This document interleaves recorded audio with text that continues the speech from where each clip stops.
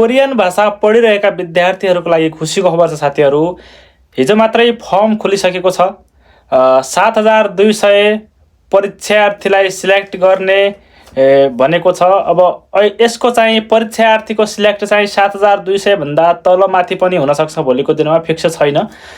यसरी भनिएको छ। कोरियाको श्रम मन्त्रालय र नेपालको श्रम मन्त्रालय बीच सम्झौता भएपछि एचआरडी सर्भिस अफ कोरियाबाट इक्जाम लिने सिस्टम हो नेपालमा चाहिँ है। दुईटै सरकारको श्रम मन्त्रालयको सम्झौता भएर प्रत्येक वर्ष नेपालबाट कोरिया कामदारहरू आइराखेका छन्, नेपालबाट गइराखेका छन्। त्यसकारण चाहिँ नेपालका श्रम तथा रोजगार मन्त्रालयमा र कोरियाको यो श्रम मन्त्रालयले सम्झौता गरे बापत विद्यार्थीहरूको लागि खुसीको खबर हो। इपिएस पढिरहेका, कोरियन भाषा पढिरहेका मेहनती जेहेन्दार विद्यार्थीहरू यो पास भएर थोरै लागतमा कोरिया जान पाउने यो सुवर्ण अवसर हो साथीहरू। तपाईहरु यो अवसर नगुमाउनुहोला। तपाईहरुले मेहनत गरेर पढिराख्नु भएको छ भनेपछि अवश्य पास हुनुहुनेछ। अब फर्म चाहिँ खुल्यो, आवेदन संख्या खुल्यो। अब आवेदन संख्या कतिसम्म फर्मले भर्छन्, कति विद्यार्थीहरूले फर्म भर्छन् इपिएस को लागि भनेपछि त्यसपछि फर्म भरे बापत चाहिँ कति परीक्षा कहिले राख्ने भन्ने छ। पहिले परीक्षा चाहिँ अहिले दिनमा 5 शिफ्ट हुनेछ। दिनमा 5 शिफ्टको हिसाबले परीक्षा हुनेछ। इपिएस एसआरडीले गर्नेछ।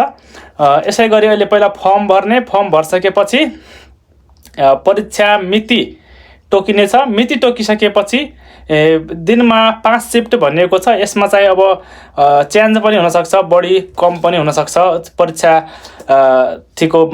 परीक्षार्थीको सङ्ख्या अनुसार परीक्षा तलमाथि पनि हुनसक्छ। परीक्षाको मिति तोकिएको छ यो फर्ममा।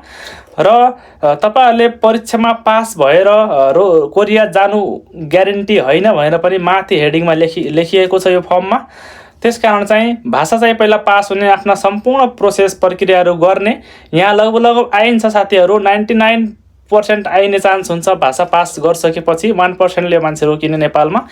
भाषा पास गरेको लगभग 90% मान्छेहरू यहाँ आउँछन्, 99% है।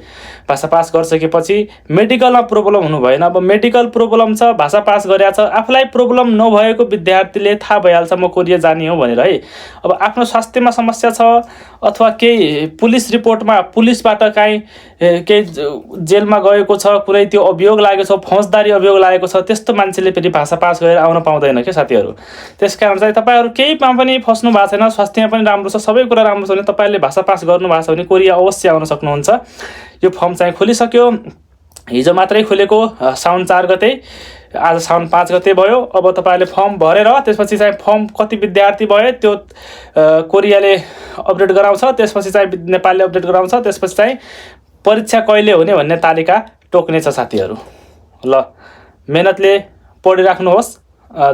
जसले कोरिया आउने सपना देख्नु भएको छ छिट्टै कोरिया आउनु होस् भनेर शुभकामना दिन्छु म। धन्यवाद।